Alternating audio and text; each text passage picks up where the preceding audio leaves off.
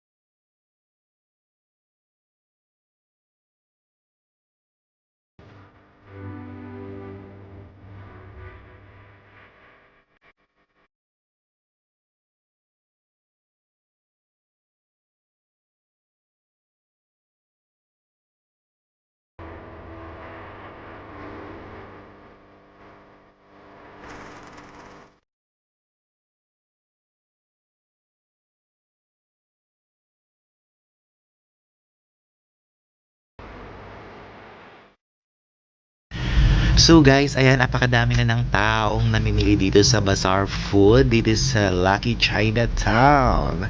So ano pang inaantay nyo guys? Makigulo na kayo. Thank you for watching.